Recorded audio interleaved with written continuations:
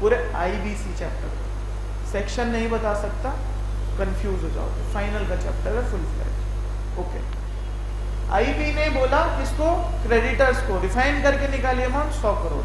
चलिए next step, आप chartered accountant IPs क्या करोगे? मुझे दिख रहा है मेरे को 100 करोड़ की उधारी देनी है एज एन वीडियो कॉन, क्या करूं मैं? नेक्स्ट स्टेप, कंपनी तो बड़ी है, हाँ क्या करूं? अकाउंट्स भी चेक करेंगे। Very good. फर्स्ट, कितने फंड्स अवेलेबल हैं, कितना बैंक बैलेंस अवेलेबल है, पहला तो यही देखोगे ना। सपोज 2 करोड़ रुपए बैंक में। नेक्स्ट स्टेप, इसके क्रेडिटर्स की वैल्यू निकल के आई कितना, 100। बैंक में झांक के देखा कितने पैसे। नेक्स्ट क्या करेंगे, एसेट्स की वैल्यू, रियलाइजेशन ऑफ एसेट्स से कितना आ जाएगा, whether fix assets, whether intangible assets, whether current, whether सभी को मिला के, राइट। चलिए रियलाइजेशन से मेरे पे आ जाएगा 10 करोड़, कितना आ जाएगा। चलिए अब बताइए नेक्स्ट क्या करोगे जी।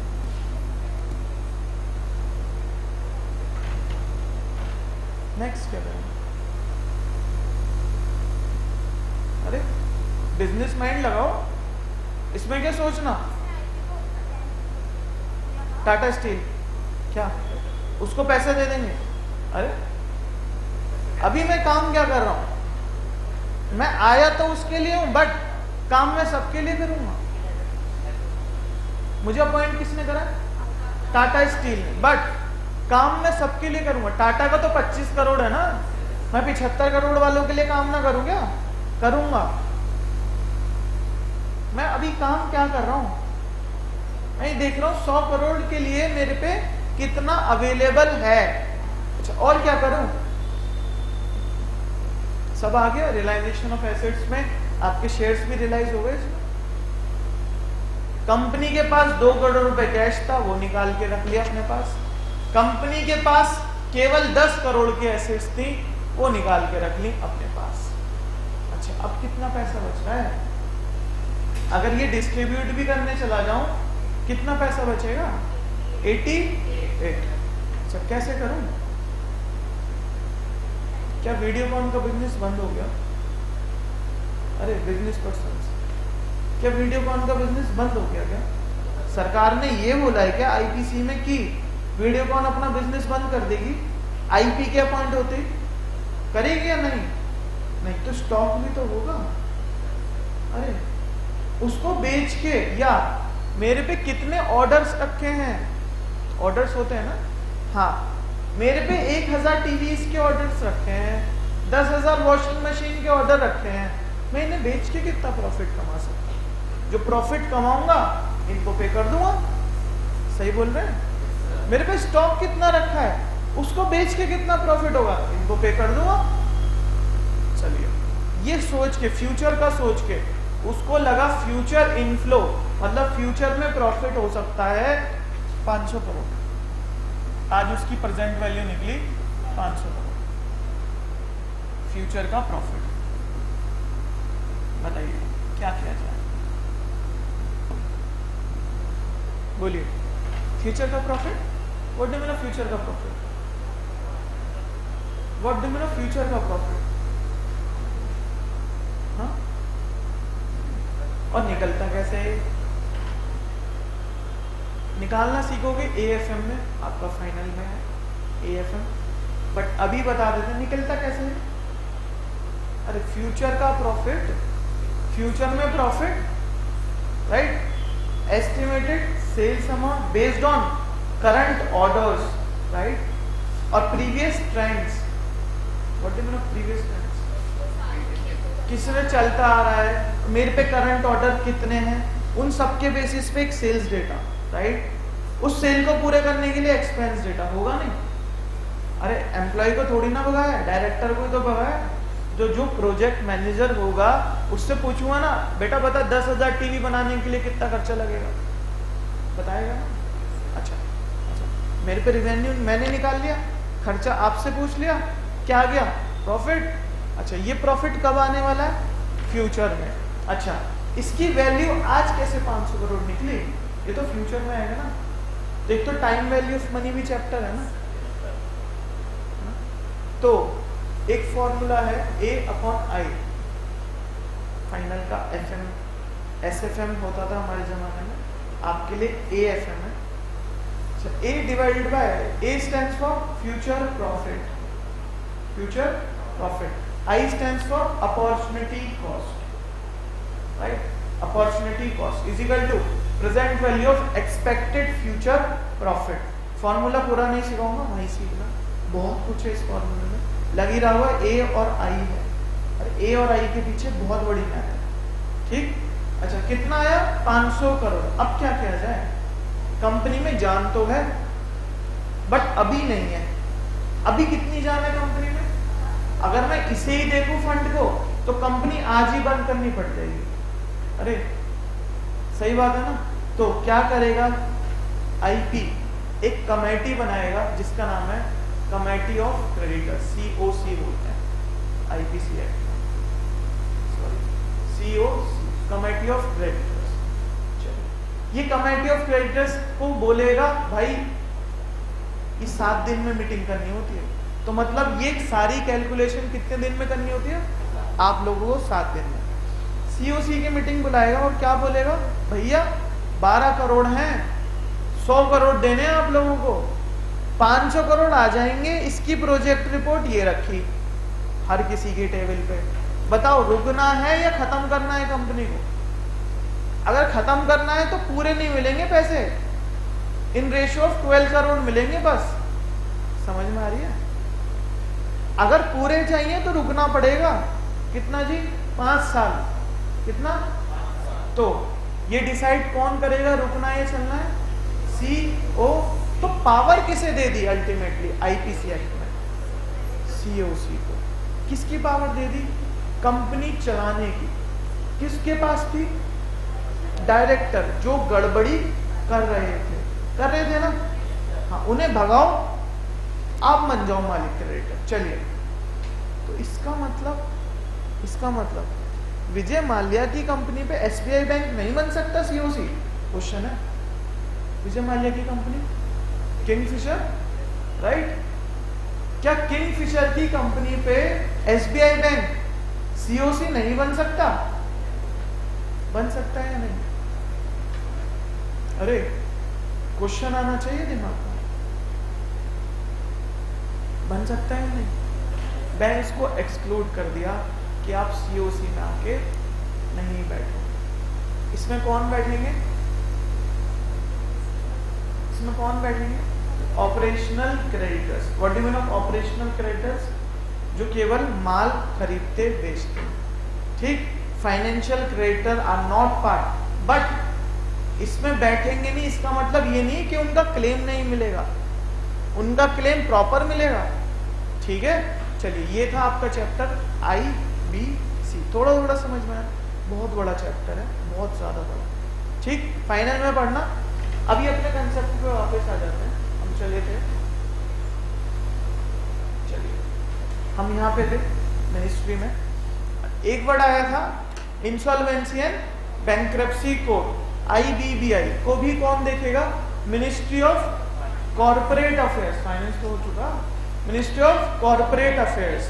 तो मिनिस्ट्री ऑफ कॉर्पोरेट अफेयर्स के अंतर्गत कंपनीज आएंगी, अरे कंपनीज आएंगी, LLP आएंगी, IBC आएगा, ठीक है।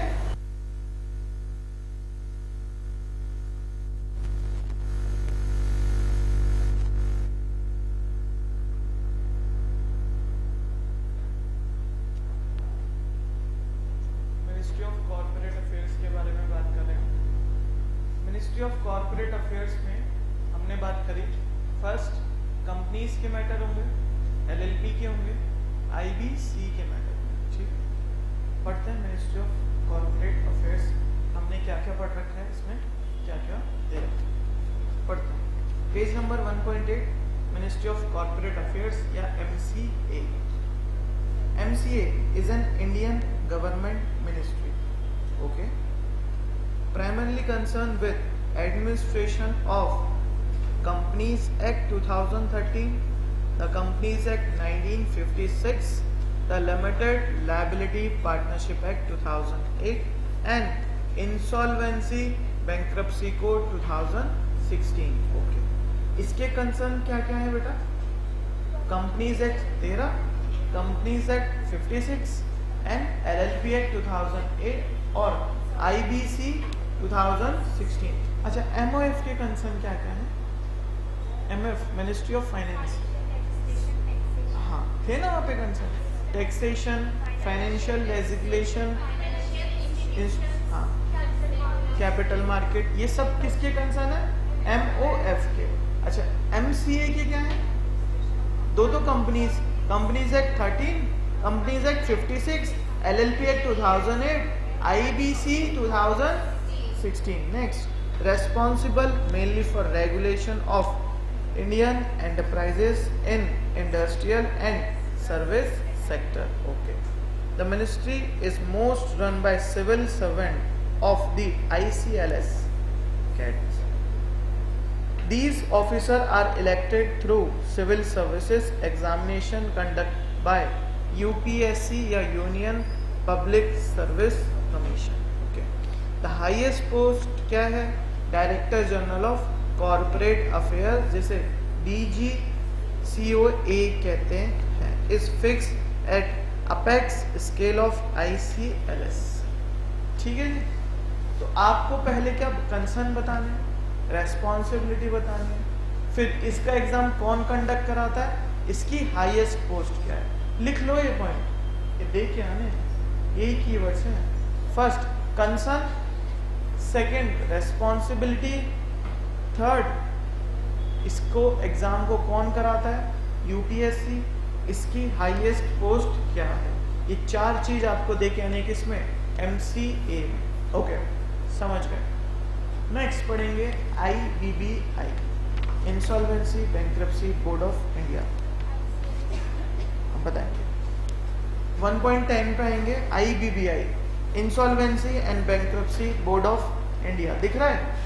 इसको भी हाथ क्या पूरा करेंगे. IBBI is the regulator of overseeing insolvency proceeding and entity like insolvency professional agency, insolvency professional and information utilities in India. Okay, जैसे हमारा एक ICAI है ना, ICAI institute of chartered accountant of India. Okay, institute of chartered accountant of India के क्या काम होंगे?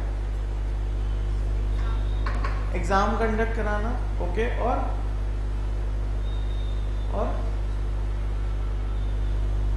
Member in services, member in practice के लिए कोड ऑफ एथिक्स बनाना, किस तरह से ऑडिट होंगे, स्टैंडर्ड ऑन ऑडिटिंग बनाना, क्या ऑडिटिंग के स्टैंडर्ड होंगे, बनाएगा ना.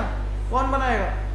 ICAI बनाएगा. ओके, अपने इलेक्शन कंडक्ट कराना, कौन उनकी बॉडी में जाके बैठेंगे, राइट. अच्छा, ये किसके काम है? ICAI. अच्छा, एक IBBI, insolvency bankruptcy board of India, इसके काम क्या है? इसके काम है ओवरसीइंग फर्स्ट इंसॉल्वेंसी प्रोसीडिंग. क्या जो CAIP है ना, दिस वन, ये क्या सही काम कर रहा है या नहीं? सही काम मतलब क्या इसने सभी क्रेडिटर्स के लिए पब्लिक नोटिस भेजा या नहीं? अगर इसने नहीं भेजा, केवल ये किसकी बात सुन रहा है? टाटा स्टील की. तो कौन पकड़ेगा इसे? IBBI पकड़ेगा, राइट. अब किसके लिए काम करो? COC, कमेटी ऑफ क्रेडिटर्स के लिए काम करो. तो क्या कहना चाह रहे हैं? ओवरसीइंग द इंसॉल्वेंसी प्रोसीडिंग, ठीक है, an entity like insolvency professional agency या इंसॉल्वेंसी प्रोफेशनल, IP जिसे हम बोलते हैं, and information utility in India. What do mean of information utility in India in respect of IBBI? ये एक ऐसी IP सिस्टम है, या AI बोल लो आज के जमाने में, AI है, जहां पे आप डाल के देख सकते हो कि कौन कौन IP बना हुआ है, या किन किन कंपनी के लिए IBC स्टार्ट हो चुका है, या किन कंपनीज के लिए आईपीसी की एप्लीकेशन लॉन्च हो चुकी है। ये एक ऐसी यूटिलिटी, एक ऐसा सिस्टम है, इसको भी कौन मैनेज करेगा? आईबीबीआई। कौन मैनेज करेगा? चलिए नेक्स्ट बात, आईपीसी चैप्टर कितने लाख पे लग जाता है? मतलब एक क्रेडिटर्स आईबीसी में जाने के लिए उसका कितना क्रेडिट होना चाहिए? सपोज आपने किसी दुकानदार से 10 रुपए की चीज ले ली, राइट, एक कुरकुरे का पैकेट ले लिया और आपने उधार लिखवाई है, आपने नहीं दिए पैसे, तो क्या वो आईपीसी कर सकता है आपके खिलाफ? कर सकता है क्या? तो एक मॉनेटरी लिमिट तो चाहिए ना, लॉ में कितनी लिखी है? दूसरी बात, ये लॉ सभी के लिए एप्लीकेबल है, मतलब चाहे कंपनी हो चाहे इंडिविजुअल हो, राइट, बट लॉ में लिख तो दिया कंपनी पे भी लगेगा और इंडिविजुअल्स पे भी लगेगा, बट आज के टाइम में ये इंडिविजुअल को एप्लीकेबल ही नहीं है, मतलब इफेक्टिव नहीं है, इम्प्लीमेंट नहीं करा। किसके लिए? किसके लिए इम्प्लीमेंट करा? कंपनीज के लिए केवल, राइट, ओके, कंपनीज डिफॉल्टर्स के लिए, ठीक। तो कुछ मॉनेटरी लिमिट हो, अगर मुझे वीडियोकॉन का आईपीसी स्टार्ट करना है, इंसॉल्वेंसी बैंक्रप्सी कोड स्टार्ट करना है, तो एक मॉनेटरी लिमिट होनी चाहिए ना। कितनी मॉनेटरी लिमिट? लॉ में लिखिए 1 lakh, but time to time इसे 10 लाख कर देते हैं। मतलब अगर वीडियोकॉन ने 1 लाख से ज्यादा का क्रेडिट ले लिया किसी से और पैसा नहीं दिया, तो सामने वाला क्रेडिटर्स क्या करेगा? आईबीसी, इंसॉल्वेंसी बैंक्रप्सी कोड करेगा। समझ पा रहे हो? तो इसकी भी ट्रैकिंग कौन रखेगा? आईबीबीआई। कैसे रखेगा? इंफॉर्मेशन यूटिलिटी में रखेगा। नेक्स्ट बात क्या करें? It is established on 1 October 2016 and given statutory power through insolvency and bankruptcy code. आपको बता देते हैं, आईबीसी जो लाए थे मिस्टर अरुण जेटली जी लाए थे, राइट, बहुत अच्छी चीज है। पैसा ना देना क्रेडिटर्स का, क्रेडिटर्स को पैसा ना मिलना बहुत मुश्किल था, वापस मिलना बहुत मुश्किल था। पैसा देना तो आसान होता है, निकालना बहुत मुश्किल होता है। तो देयरफॉर निकालने के लिए मिस्टर अरुण जेटली जी ने 2016 IBC, insolvency and bankruptcy code 2016 को लाया है इंडिया में। अच्छा, ये आईबीबीआई कब एस्टेब्लिश हुआ? 1 अक्टूबर 2016 को एस्टेब्लिश हुआ, okay, and given statutory power through the insolvency and bankruptcy code 2000। अच्छा, इसको पावर कौन देता है? इंसॉल्वेंसी एंड बैंक्रप्सी कोड 2016, सही है ना? नेक्स्ट, अच्छा, चार्टर्ड अकाउंटेंट आईसीआई को पावर कौन देता है? द चार्टर्ड अकाउंटेंट एक्ट 1949, हाँ 9 है ना, 47 ने 1940। अच्छा, आईसीआई, हमारा आईसीआई, इसको पावर कौन देगा? हाँ जी, आईसीआई कौन पावर देगा इसे? Chartered accountant act 1949। अच्छा, ऐसी आईबीबीआई, इसको कौन पावर देगा? Insolvency and bankruptcy code 2000। चलिए नेक्स्ट क्या कहना चाह रहा है? Which was passed by Lok Sabha on 5 May 2000। Next, it covers individuals, cover तो करता है बट इम्प्लीमेंट नहीं है आज के जमाने में। अच्छा, it covers individuals, companies, LLP. अच्छा, what the mean of covers? आते हैं, ठीक है, इंडिविजुअल्स भी आते हैं, कंपनी भी आती है, और अच्छा किस रूप में आते हैं? किस रूप में बात कर रहा है ये बात कर रहा है इंडिविजुअल की, राइट, कर रहा है ना? अच्छा, ये बात कर रहा है कॉर्पोरेट्स की, ये बात कर रहा है एलएलपीज की, कर रहा है ना? क्या हमने पढ़ तो लिया कवर। अच्छा, कैसे cover? As an defaulter, as an individual defaulter. अच्छा, corporate defaulter LLP defaulter, right. अच्छा, तो एक तो डेटर हो गया, एक क्रेडिटर हो गया कि नहीं हो गया? अच्छा, तो कवर में कौन बोल रहा है, डेटर या क्रेडिटर? डेटर। इंडिविजुअल डेटर के बारे में बात कर रहा है, LLP डेटर या कॉर्पोरेट। मतलब हम इन तीनों के खिलाफ कंप्लेन लॉन्च कर सकते हैं। हम कौन? क्रेडिटर्स। हम क्रेडिटर्स इन तीन जनों के खिलाफ कंप्लेन लॉन्च कर सकते हैं। वो तीन जने कौन? Individual, corporate, LLP।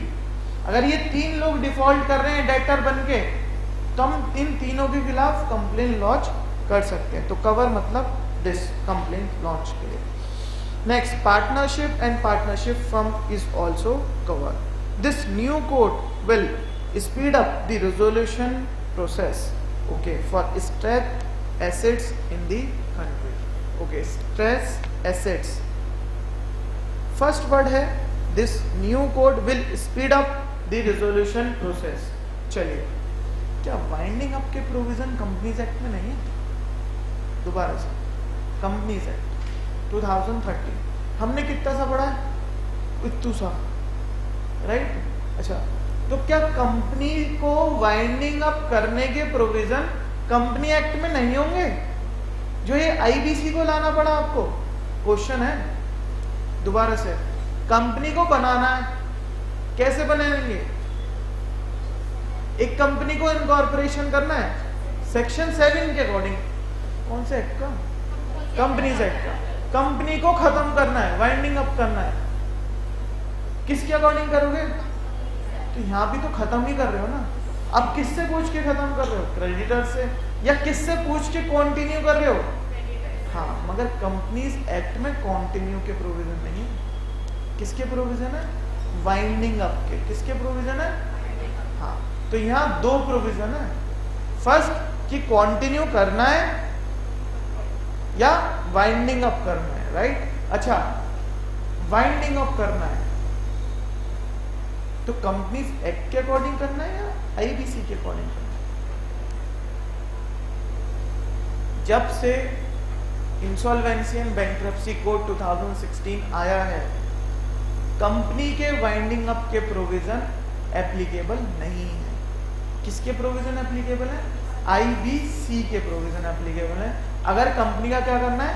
Winding up करना है ना। एक तो है कंपनी को तारना है, एक कंपनी को मारना है। ये दोनों कहां पे इकट्ठा कर दिया? आईबीसी, ठीक है। मारने के लिए भी आईबीसी आओ, तारने के लिए भी आईबीसी आओ, चलाने के लिए कंपनीज एक्ट है।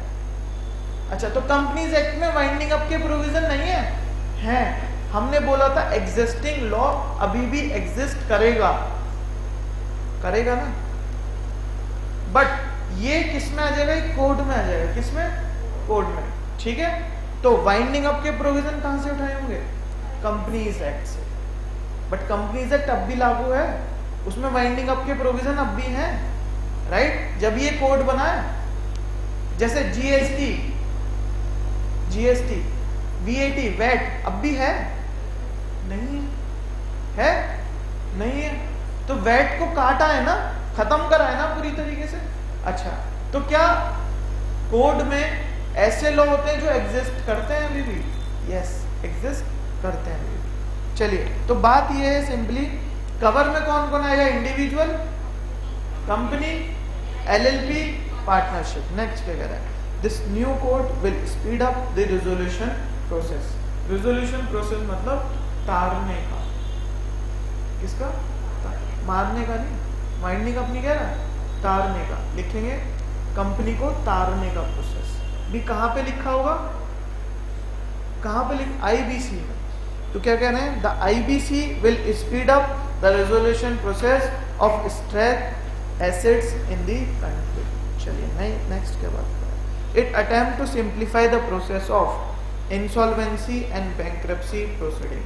अच्छा, आईबीबीआई क्या करेगा? सिंप्लीफाई करेगा प्रोसेसेस ऑफ आईबीसी प्रोसीडिंग। अच्छा, IBBI handles the cases using two tribunal like NCLT or Debt Recovery Tribunal, DRT। NCERT तो हम बहुत बात कर चुके। डीआरटी क्या होता है? जो एमसीए के मैटर देखते हैं। किसके मैटर? एमसीए के। अच्छा, एमसीए में कौन है? आईबीसी है ना, तो डीआरटी होगा ना आईबीबीआई में। चलिए, तो आईबीबीआई लिखने को आया, क्या क्या लिखेंगे? फिर यही मत पूछा करो बस क्या क्या लिखना है, हम लिख देंगे जो भी लिखना है। अच्छा, आईबीबीआई का काम क्या है? अरे आईबीबीआई के ऑनगोइंग क्या करेगा? आईबीबीआई प्रोसीडिंग देखेगा। कौन सी? इंसॉल्वेंसी बैंक्रप्सी की देखेगा ना। अच्छा, एजेंसी भी वर्ड था कुछ, इंसॉल्वेंसी प्रोफेशनल एजेंसी को भी कौन मैनेज करेगा? आईबीबीआई। आईपी इंसॉल्वेंसी प्रोफेशनल को भी कौन मैनेज करेगा? एक इसमें लिख सकते हैं, एग्जामिनेशन ऑफ आईबीबीआई भी कौन करेगा? आईबीबीआई। ठीक है। अच्छा, इसके अंतर्गत कौन कौन आएंगे? किसके अंतर्गत? आईबीसी कोड के अंतर्गत कौन कौन आएंगे? Individuals, company, LLP, partnership, firm. अच्छा, ये नया एक्ट जो आया है आईबीसी 2016, ये स्पीड अप करेगा मारने का प्रोसेस, तारने का मतलब रेजोल्यूशन प्रोसेस क्या करेगा? स्पीड अप करेगा, जल्दी से जल्दी तार के देगा। ठीक है, यही लिख के आओगे ना किसमें? आईबीबीआई। नेक्स्ट पढ़ेंगे मिनिस्ट्री ऑफ होम अफेयर्स। पहले बात कर लेते हैं मिनिस्ट्री ऑफ होम अफेयर्स फटाफट। Next ministry, ministry of home affairs. थक गए? हाँ सर, बैठ के है ना, थक गए? आप में मतलब एनर्जी क्यों नहीं है? एक तो सो ही रहा है बेचारा, कब से सो रहा है, इतनी अच्छी नींद आ रही है उसे, राइट? हाँ, डिस्टर्ब नहीं करते, सोते हुए कभी डिस्टर्ब नहीं करते, राइट? मतलब हम रात को सोते नहीं, हमें खाना पूरा नहीं मिलता, कुछ तो एक चीज होगी जो हम इनएक्टिव हैं इस उम्र में, है ना? आपकी उम्र ही क्या है? 20 के अराउंड ही हो ना सारे? हाँ, मतलब 20 से नीचे ही हो ना? आप में तो दुनिया हिलाने की शक्ति होनी चाहिए इस टाइम में। आप खुद ही नहीं हिल पा रहे, बताओ दुनिया क्या हिलाओगे? हाँ बेटा, ये जो आप डेवलप कर रहे हो ना, एक क्वेश्चन अपने अंदर लगा के देखो, क्या 12th में भी हम ऐसे ही थे? मेहनत तो कर रहे थे ना, अपने हिसाब से कर रहे थे, तो क्या सीए इतनी मेहनत नहीं मांगता 12 जितनी भी? आपको जब पता है ज्यादा मांगता है तो कम क्यों कर रहे हो? मुझे एक बात तो समझाओ। अगर आपको ये पता है कि 10-12 से ज्यादा मेहनत लगनी, बोर्ड्स हुआ था ना एक जमाने में, हो गए ना बोर्ड्स, हाँ मेहनत कर रहे थे ना बोर्ड्स के लिए। अच्छा, तो क्या सीए में उससे कम मेहनत करनी है? जब पता है तो कम क्यों कर रहे हो? आपको तो ये होना चाहिए, खत्म हो रहा है चैप्टर, नेक्स्ट पढ़ने को मिलेगा, क्योंकि बहुत पढ़ना है यहाँ पे। मिनिस्ट्री आ रही है, मिनिस्ट्री ऑफ कॉर्पोरेट, अच्छा हो गई, होम अफेयर्स, अब तो जाना ही है, मिनिस्ट्री ऑफ होम अफेयर्स। चलिए चलिए चलिए, ministry of home affairs. What do you mean of home affairs? घर के अफेयर्स, अच्छा कंट्री के होम अफेयर्स, राइट? तो internal securities, internal policies. What do you mean of internal? What do you mean of internal? Country के लिए बात कर रहा है, right? Security, police services, right? Police को कैसे मैनेज किया जाए, कहाँ पुलिस ज्यादा लगाई जाए, कहाँ पुलिस कम लगाई जाए, क्या मैनेजमेंट रहे लॉ एंड ऑर्डर का, राइट? अच्छा, इंटरनल पॉलिसीज क्या हो कंट्री की, ये कौन डिसाइड करेगा? मिनिस्ट्री ऑफ, पढ़ेंगे फटाफट, ministry of home affairs, page number 1.8। इसको गृह मंत्रालय के नाम से भी जाना जाता है, ठीक है? वित्त मंत्रालय कौन सा है? फाइनेंस। गृह मंत्रालय is ministry of the government of India, ठीक है? And interior ministry of India. What do mean of interior? जो इंटरनल मैटर्स देखेगी। It is main responsible for maintenance of internal security, mark the word internal security, keyword internal security and domestic policy. एक तो होती है border की security, एक बेटा, एक होती है बॉर्डर पे सिक्योरिटी, एक होती है भारत के अंदर की सिक्योरिटी। बॉर्डर पे सिक्योरिटी कौन कर रहा है? आर्मी कर रही है, राइट। अच्छा, इंटरनल सिक्योरिटी आर्मी कर रही है, पुलिस कर रही है। अच्छा, तो गृह मंत्रालय या मिनिस्ट्री ऑफ होम अफेयर्स के अंतर्गत कौन सी पुलिस आएगी या आर्मी आएगी? पुलिस आएगी या army? Army.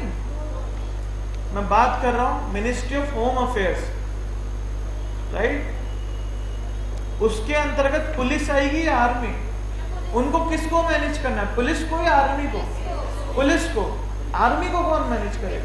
Ministry of defence. कौन मैनेज करेगा? डिफेंस, ठीक है। मिनिस्ट्री ऑफ होम अफेयर्स में आएगा इंटरनल सिक्योरिटी, ठीक है, एंड डोमेस्टिक पॉलिसी।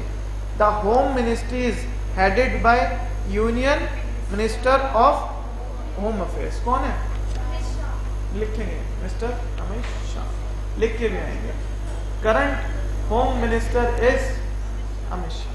चलिए डिपार्टमेंट देखते हैं, डिपार्टमेंट क्या है। अच्छा, इसको एक नाम से और जाना जाता है, मोहा। किस नाम से? मोहा। किसको? गृह मंत्रालय, अमित शाह को नहीं, गृह मंत्रालय को किस नाम से? मोहा, मिनिस्ट्री ऑफ होम अफेयर्स। चलिए, अगर आईसीआई आपको दे दे मोहा तो समझ जाना किसके बारे में बात कर रहे हैं? अमित शाह के बारे में नहीं, उनके बारे में नहीं लिखा है यहाँ पे, ministry of home affairs. Next, departments, मोहा के departments, department of border management, department of internal security, department of Jammu Kashmir and Ladakh affairs, okay, department of home, department of official languages, department of state. ठीक है, ये डिपार्टमेंट किसके हैं? किसके हैं? मोहा। इनसे बोल दो कि ये उधर जाके सो लेंगे थोड़ा सा, है ना।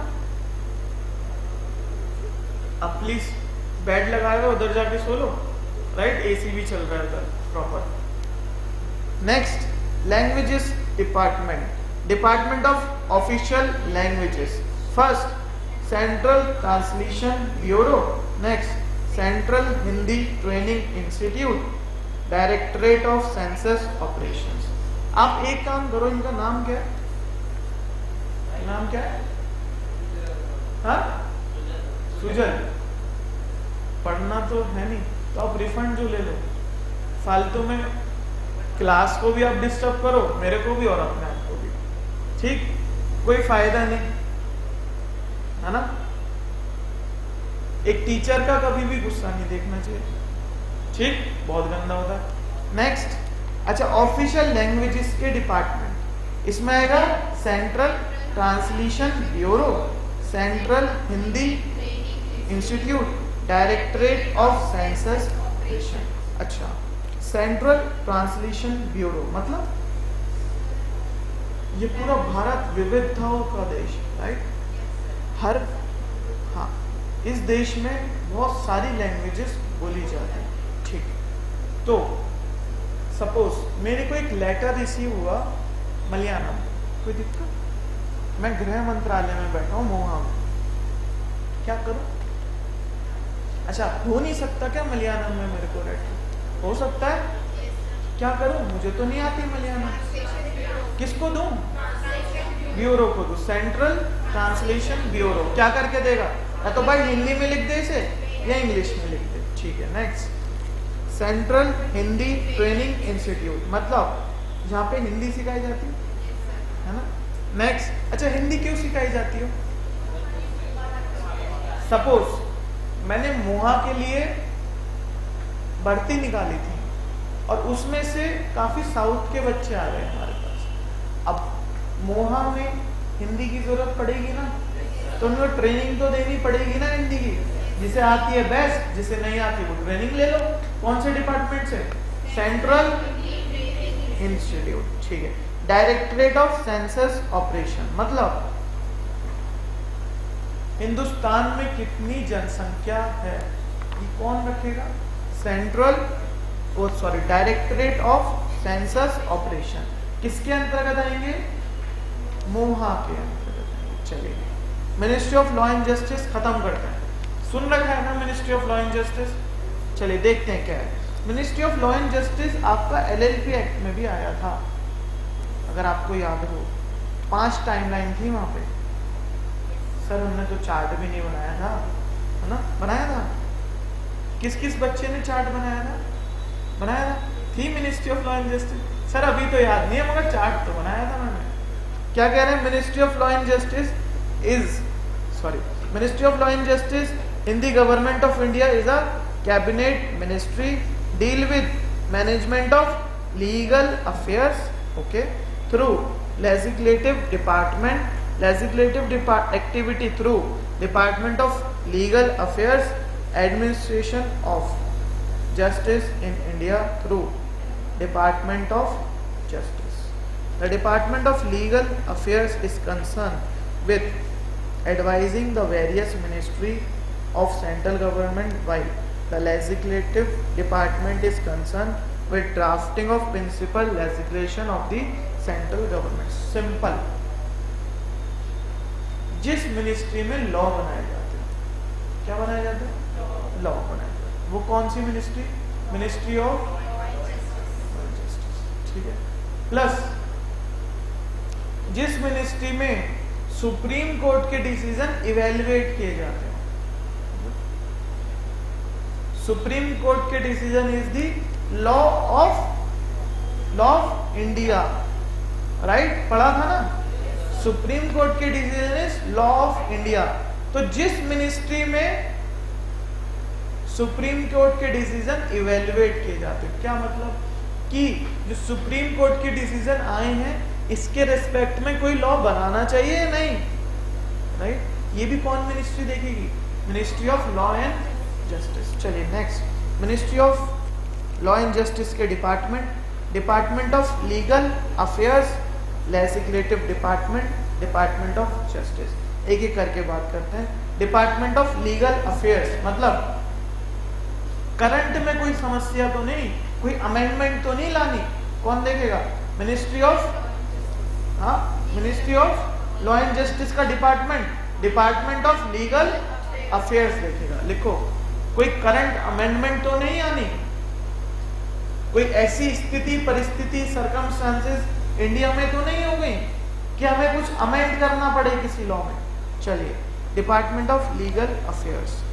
लेजिस्लेटिव डिपार्टमेंट, कोई न्यू लॉ बनाना हो, कौन बनाएगा? Legislative department. लिखेंगे, न्यू लॉ बनाना है, लेजिस्लेटिव डिपार्टमेंट बनाएगा। Department of justice, supreme court के डिसीजन के लिए कोई लॉ आना चाहिए या नहीं, कौन सा डिपार्टमेंट? Department of justice. लिख लेंगे फटाफट से, खत्म हो रहा है चैप्टर। नेक्स्ट बात करेंगे जिससे क्वेश्चन आया था एग्जाम में, सेबी और आरबीआई। फटाफट 6 मार्क्स।